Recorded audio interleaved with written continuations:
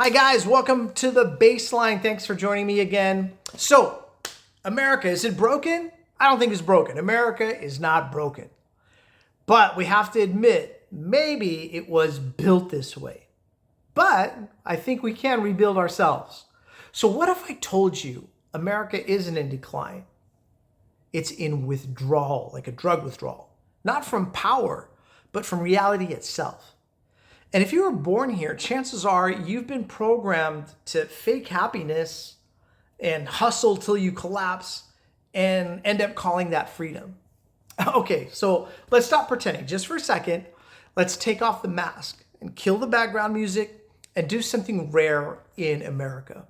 Let's evaluate or reevaluate our reality objectively, holistically, organically.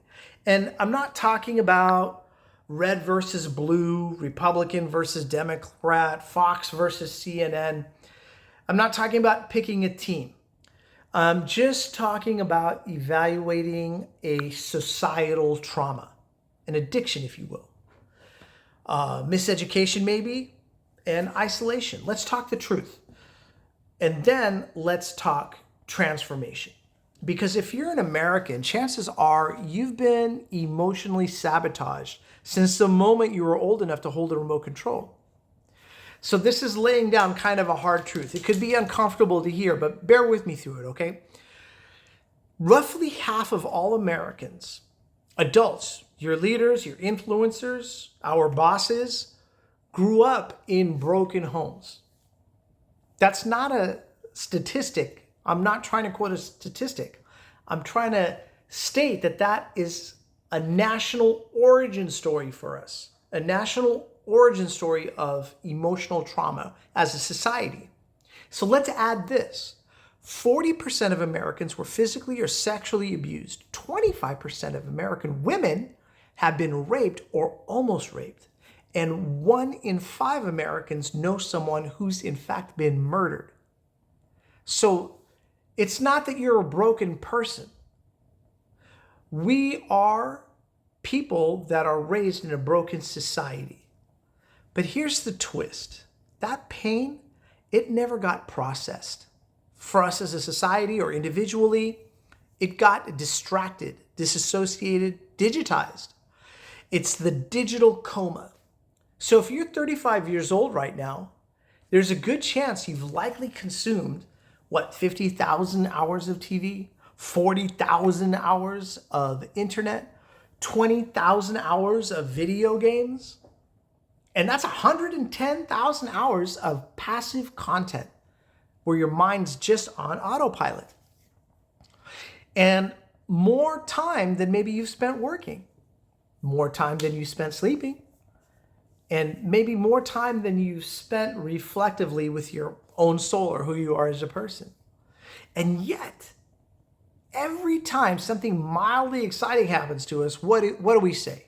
We say, it felt like a movie. Of course it did. Because our frame is a frame of reference. The movie is our frame of reference. It's not your life. So somehow we've all immersed ourselves in this faking culture. Welcome to America, right? Land of hustle, grind, fake it till you break it. It's the land of you can do it memes. Meanwhile, a lot of people are crying in their cars at lunch because they're overstressed, overworked, going through a divorce or going through another type of emotional or financial trauma. It's the land of motivational TikToks. While simultaneously people are popping antidepressants, almost like they're candy. We're the land of therapy, or we become like that, where even your therapist has a therapist. Because 60% of therapists actually report mental illness themselves. So how real is your healing when everyone's faking strength just to keep from crumbling? So if you're feeling like I'm way off, drop a comment. And if you feel like this relates to you, also do that. It would be really interesting to hear an argument about what we're talking about here. So are we healing as a society or just hiding our pain better? And if you've ever stared in the mirror and felt like a fraud, you might not be alone. Why? Because, you're the first step in a long step, to try to get better. But we are here. We are the first step to doing something better here. So let's talk about cognitive warfare. Let me break this down in a way that hopefully doesn't ruffle too many feathers, right? Right now, our society's attention span, fried. Memory, it's like leaking like a broken faucet. And our society's ability to emotionally regulate, it's just shot to HELL. Why? Because every dopamine hit from a screen trained your brain to be half present, half focused, half alive. It's not that you're lazy. It's not that we're lazy society. We're not broken. We've just been digitally lobotomized. And even our thoughts aren't necessarily always our thoughts. They're kind of a cut and paste of memes and trauma loops and Netflix plots. So we're in the middle of this loop of distortion. And here's the kicker. Like us as a nation, the United States, America, we're traumatized to some extent because we were told to just smile through it. But you can feel it in the country. It's exhausted. But they keep telling you work harder. You're disconnected, but you're told to network more. Your entire system is rigged for performance, but not peace. So you were raised, or we've all been raised, to perform America, but not to experience it. So the global mirror, people in Bolivia, they don't need sticky notes. They don't need it on their bathroom mirror telling them that they're winners or they can do it. In Indonesia, they're not listening to Tony Robbins before clocking in. And Moroccans, they're not hyping each other up on IG with, "You've got this, queen." These quotes, they just go to the grocery store. But here's the harsh truth, right? The more westernized a nation becomes, sometimes the more broken it's seemed to be lately. Not because Western values are evil, but because the system itself is selling us a bill of goods that's a lie. And it's telling us that us, the people, the nation, are the problem, when the truth is it's the system that's the sickness. So rebirth begins with a reality check. That we are, as a nation, we're not broken. We've just kind of been broken into by bought and paid for politicians and corporate interests and industrial military complexes. But if they could program you, or if you could reprogram yourself and take a breath, you've heard the hard truth and you felt it in your bones, I would assume to some extent or in some way. What could we do about it? Let's talk about what we could do with it. Because in this episode, we're not ending in despair. This is where our transformation can begin. And we can, fake it till you make it to what? I don't know. Let's talk about the most viral lie in American pop culture. Fake it until you make it. You've heard that 1,000 times. But have you ever asked yourself, make it to what? A job that eats at your soul, a relationship that's built on performance, a lifestyle that depends on Adderall, dopamine hits, and financial debt? Fake ends up becoming fate. And if you live fake long enough, guys, you forget who you were before the mask was put on. So you want to make it?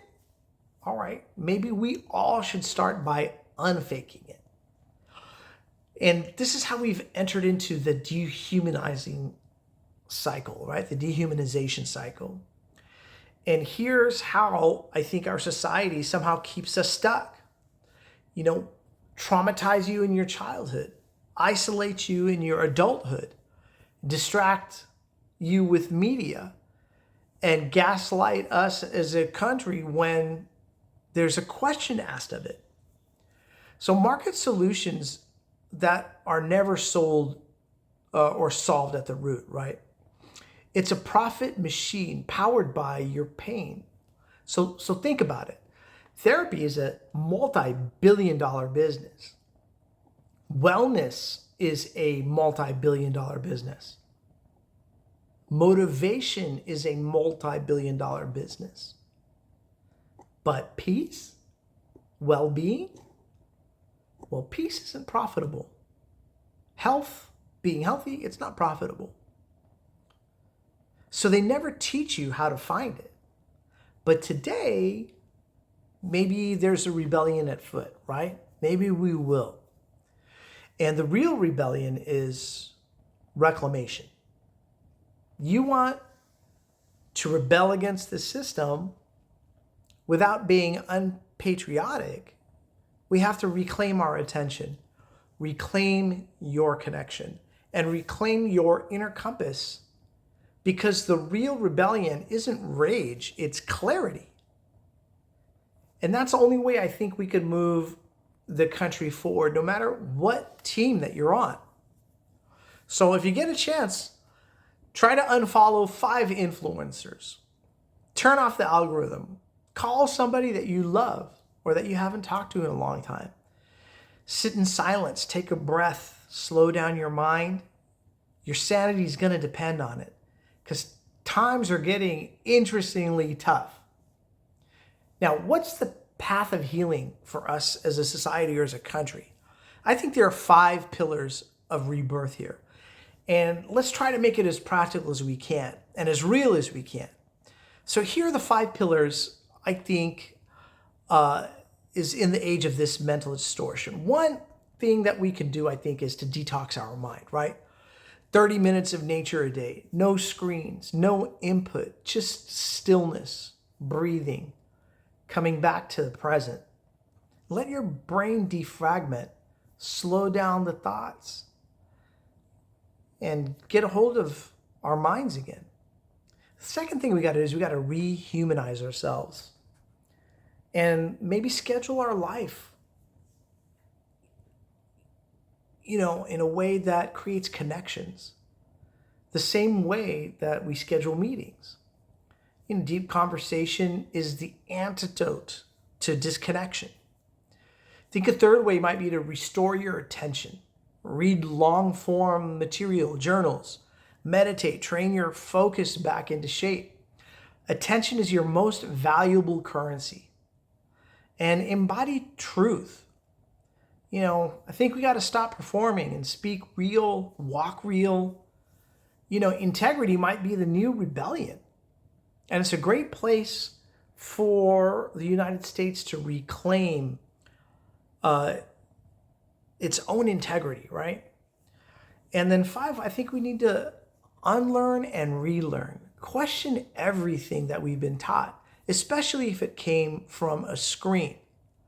We can still learn from our elders, learn how to respect them more. We can learn from our pain and adversity, from stillness.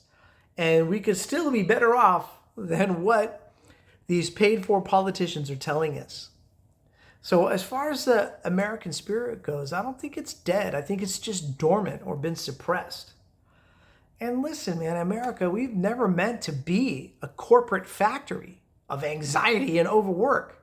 It was meant to be a place where people could breathe freely and be free and think freely and live fully. And no matter how hijacked it's become, that original spark of liberty, of unity, of radical self-determination that all of our ancestors came here with, it's still in us. It's still in you. It's not dead. It's just dormant. And maybe this crisis that we're in, it's a good thing. And it won't be the end. It could be a reawakening. So I think a new America starts inside of all of us. So now what? if you think that this is meaningful, share this video with one person who you think that might benefit from it. And drop a comment today. If I'm way off or I need to be re-educated, I'm open to that as well. So let me know your guys' thoughts, and I'm looking forward to the conversation. And I'll, of course, look forward to seeing you guys on the next episode of The Baseline. Thanks for watching, guys. Cheers.